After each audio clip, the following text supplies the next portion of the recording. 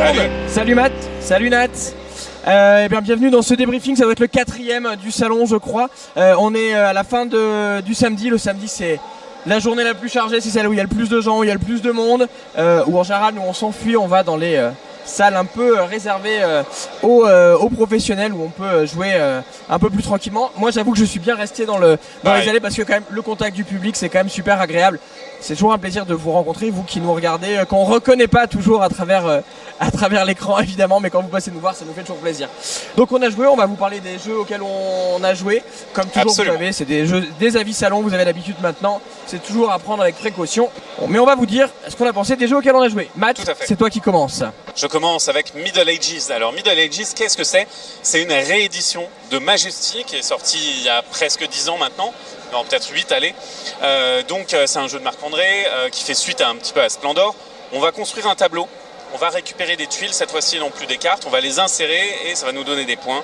Et grosso modo, on va générer des effets aussi en déclenchant tout ça. Alors, on va se dire c'est un jeu de construction de tableau très simple avec que des points, sauf qu'il y a des petits effets, il y a de la combinatoire aussi et du multiplicateur. Plus on joue, plus on va gagner des points sur un même tableau, mais il y en a qui sont interconnectés. Et ce qui change entre Majesty et Middle Ages, c'est principalement qu'on va avoir un système de choix à la King Domino avec des tuiles qui vont retarder ou avancer notre ordre du tour et quelques petits ajustements mécaniques sur comment on va récupérer un petit peu les tuiles et sur ce qu'elles nous offrent. Et finalement, c'est pas grand chose, mais ça change un petit peu le feeling du jeu, parce que le feeling du jeu, il vient vraiment de cette tension permanente qu'il y a entre les choix qu'on peut prévoir et ce qu'on veut faire à un instant T. Et donc on doit prévoir un petit peu, en plus ils ont rajouté des événements, tous les 4 tours il y a un petit événement qui va bonifier ou donner un malus en fonction du tableau des joueurs. Là où Majesty peut laisser un petit peu sur le carreau, là c'est beaucoup plus gratifiant et en même temps on a beaucoup plus de choix, beaucoup plus de visibilité, c'est beaucoup plus informé, lisible, donc il y a quand même quelque chose du mieux et je comprends pourquoi potentiellement on aurait voulu le rééditer. Après c'est du point pour du point, c'est pas non plus une grande aventure thématique. Ouais, ok. Très bien, merci Mathieu. On va passer à un jeu qui est encore en développement, qui est un jeu qui est chez les jeux au plat, qui s'appelle In Extremis. Donc on va rester dans la gamme qui avait été lancée avec Cosmopolite. Donc sur le même format de boîte, un petit peu les mêmes équipes en partenariat avec des chercheurs, avec des gens qui travaillent dans un milieu très précis. Là en l'occurrence c'est le travail sur la transition énergétique. Alors c'est un jeu à scénario, on va dire, c'est-à-dire qu'il y a une base commune et qu'on va avoir des scénarios qui vont changer les règles. C'est un jeu qui va se jouer avec une tablette. On va à notre tour, il y a plusieurs missions à remplir. On va devoir jouer des cartes à notre tour. Le tour du jeu est donné par la tablette, il va dire c'est à toi de jouer, il va falloir mettre une carte de la bonne couleur pour qu'on arrive à avoir les bonnes valeurs. Donc évidemment, il va falloir dialoguer avec les autres pour dire moi je mets ça ici, toi tu mets ça là. Il y a un jeu de rapidité puisqu'on a un timer pour remplir les missions. Et évidemment, les cartes qu'on joue, en fait, c'est des énergies différentes. On pourra jouer du pétrole. Le problème du pétrole, c'est que ça sert de joker, mais à chaque fois, ça va nous polluer. Et si on est trop pollué, on risque de perdre les parties suivantes. Donc c'est un jeu qui a vraiment besoin d'une tablette, là aussi, comme Cosmopolite. La tablette est beaucoup plus présente que dans Cosmopolite, dans le sens où dans Cosmopolite il y avait un joueur qui s'en occupait et puis c'était tout. Là vraiment elle guide le temps de jeu, donc voilà, faut pas être gêné par ça. Alors moi pour l'instant c'est un jeu que j'ai trouvé un peu trop abstrait par rapport à son thème, c'est-à-dire qu'on est sur un thème qui est fort. Avec Cosmopolite c'était facile parce que on le chopait tout de suite, on avait compris ce qu'il en était. Là c'est un peu plus difficile à saisir. On reste dans ce jeu de communication, de synchronisation, il va falloir s'écouter les uns les autres. Je crois que tu as joué toi aussi Mathieu. Ouais, j'ai fait plusieurs parties effectivement. Alors je partage un petit peu ton ressenti sur l'abstraction, même si le fait d'avoir plusieurs parties successives où tu vas potentiellement te pourrir un petit peu, ça change un petit peu la donne, ça crée cet effet de persistance et ça cause un petit peu de l'angoisse de la conséquence, ce qui est pas inintéressant. Après j'ai été moins séduit que par Cosmopolite, il y a probablement pour moi un peu moins de divertissement et un peu plus de travail dans le jeu. C'est plus laborieux et moins fun pour moi. Après voilà, c'est juste un ressenti. Ouais. Nat, il y a peut-être joué aussi. Est-ce que oui, mais pas sur la nouvelle version, je ne saurais pas en parler. Mais par contre, c'est un thème moins fun que Cosmopolite, c'est sûr, c'est beaucoup plus sérieux, mais on reste quand même dans ces jeux documentaires, comme ils les avaient appelés, et ça reste une proposition qui est très ancrée dans quelque chose de réel et qui nous fait vivre quelque chose qui est en plus dans l'air du temps, là, la transition énergétique, même si ça doit faire 3-4 ans qu'ils travaillent sur ce projet-là. Voilà. Alors, après, moi c'est un jeu aussi où, on l'a dit, il y a beaucoup de scénarios qui vont changer des choses. Et là, on est sur un salon, on a fait les premières parties, il y a encore du travail sur le jeu. Moi j'attends de voir ce qui va être fait derrière. Et de voir justement ces twists, ce qu'ils vont pouvoir amener, quoi. Ouais, puis c'est aussi à mesurer par rapport aux attentes qu'on avait sur le jeu. Moi, en tout cas, je sais que j'ai des très fortes attentes après Cosmopolite. Peut-être que, enfin, tu vois, c'est pas. Et je suis pas en train de dire que le jeu m'a pas plu, en fait. Je ressens le propos, je ressens la pression, je ressens un petit peu l'angoisse, mais en même temps, c'est ce que le jeu veut me pousser à considérer. Et du coup, c'est intéressant. Même si voilà, le fun c'est pas la composante essentielle de ce jeu, mais c'est pas grave en fait. Et ça reste un jeu et ça reste un objet jeu qui marche très très bien. Ouais, quoi qu'il arrive, moi c'est une gamme que j'espère va se développer, et effectivement cette idée de dire en fait le jeu c'est bien mais on peut apprendre des choses en jouant, c'est hyper important, et j'espère que ça va se développer. Donc voilà, encore une fois c'est un jeu qui est encore en cours de développement, et pour moi j'ai envie de le creuser, je réserve encore mon avis. Je propose qu'on passe au jeu suivant, Nathalie, c'est toi qui vas nous en parler. C'est Order Overload, si c'est bien ça. Merci de l'avoir dit pour moi, parce que je me rappelle pas du titre. C'est une petite boîte, c'est chez Wink, qui a fait par exemple Deep Sea Adventure, donc on reste dans ce petit format. Il y a eu des jeux qui n'étaient pas terribles chez Wink. Celui-ci, j'ai envie d'en parler parce que il est assez exigeant. C'est un jeu coopératif sur la mémoire. Un peu en mode The Mind, où au premier tour on va avoir 3 cartes qui vont être distribuées à chacun des joueurs. On va les nommer. Alors les cartes, c'est par exemple tarte aux pommes, matcha à latte, macchiato caramel, pain au chocolat, et il va falloir arriver, une fois qu'on a lu toutes les cartes, on les distribue à chacun des joueurs. Donc on a chacun en main un certain nombre de cartes et 3 au premier tour, et il va falloir que les autres joueurs citent à tour de rôle des mots qui sont sur les cartes. Donc au premier tour on a que 6, alors là on a joué à 3, donc là on avait que 6 noms à se rappeler. Ça allait, le premier tour on le passe assez aisément. Le deuxième tour on a tout de suite plus de cartes en main. Et le troisième tour encore plus, donc rapidement on est submergé de choses à retenir, avec des pièges qui sont de l'ordre phonétique aussi. On va très rapidement, j'imagine mocha, macchiato, des trucs... Et c'est ça, et rapidement, ou alors café au lait, les fraises, et quand on a entendu vin, tu sais plus. Et puis ça peut être...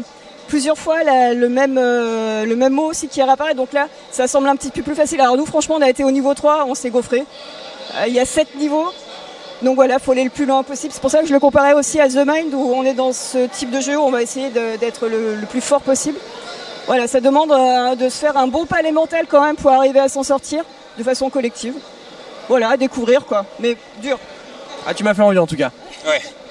Matt, on passe à toi de nouveau pour Robotrix. Et je vais vous parler de Robotrix. Alors Robotrix, c'est un jeu de pli exclusivement à 3, sauf qu'il y a une IA. C'est-à-dire qu'il y a un robot qui fait le 4e joueur, c'est une IA, c'est une carte qui va dire si le robot doit jouer, doit entamer, il va entamer avec tel type de carte. Et en fait, il a un tableau de cartes et il va jouer dans son tableau de cartes. Et s'il ne peut pas résoudre, il y a une autre priorité. Si le robot a la couleur et qu'il peut fournir, alors il va faire ça. Si le robot ne peut pas fournir, alors il va faire ça. Et donc, en fait, on va tout simplement essayer de scorer le plus de points possible. Sauf que les points qu'on score, c'est les points de une carte qu'on remporte, c'est la carte du robot qu'on arrive à battre lors d'un pli qu'on gagne, on va la récupérer.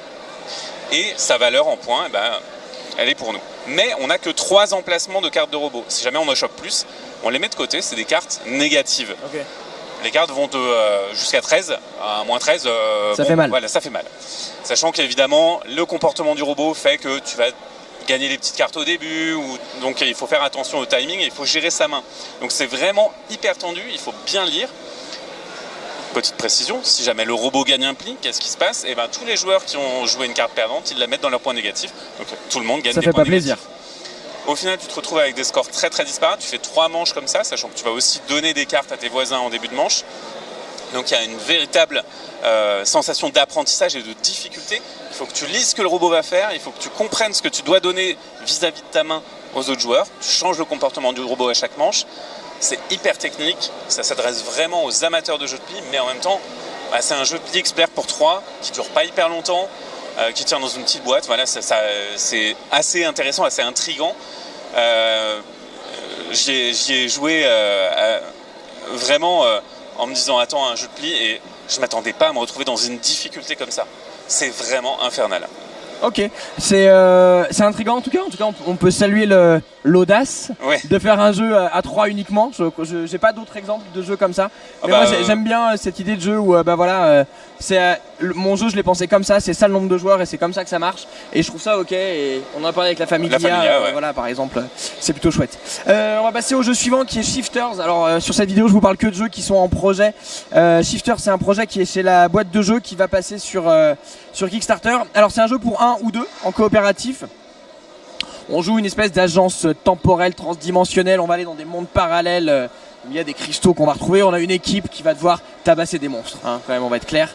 La particularité du jeu, c'est qu'en fait on va avoir une main de cartes qui ne va pas bouger avec nos personnages, et on va avoir une rivière devant nous. Et à notre tour on pose nos personnages, puis toutes nos cartes, elles se déplacent d'un rang. Alors on peut empiler les cartes sur les mêmes lieux, pas de problème, mais on les décale. Et quand on les décale, on va regarder les icônes qu'il y a sur nos personnages. Est-ce qu'ils matchent les icônes qu'on a mis sur la case où ils arrivent? Oui, non. Si ça match, on génère de l'attaque, de la défense, du soin. Si ça matche pas, il se passe rien. Et quand nos cartes elles arrivent au bout de notre piste, on va déclencher un effet de repos quand elles arrivent au bout de la piste. Et là où c'est malin, c'est que je vous ai dit qu'on pouvait les entasser les cartes et qu'on pouvait déclencher tous les effets. Mais quand elles arrivent en bout de piste, il y a un seul effet qu'on déclenche parmi tous ceux qu'on a mis. Et franchement, on a envie de tous les activer parce qu'ils sont tous chouettes. Donc c'est un crève-cœur à chaque fois de se dire merde, qu'est-ce que je fais? Est-ce que je prends celui-ci? Est-ce que je prends celui-là? Il y a un vrai timing à respecter parce que si on les met vite, elles reviennent vite, elles vont pouvoir agir vite, mais si on les met dans longtemps, elles vont pouvoir se déclencher plus. Mais peut-être qu'on a besoin de l'effet de la carte assez rapidement, il faut qu'elle arrive au bout. Il y a une vraie proposition que j'ai trouvé super intéressante. Alors il y a toute une histoire de campagne, de scénario, de façon d'avoir des embranchements.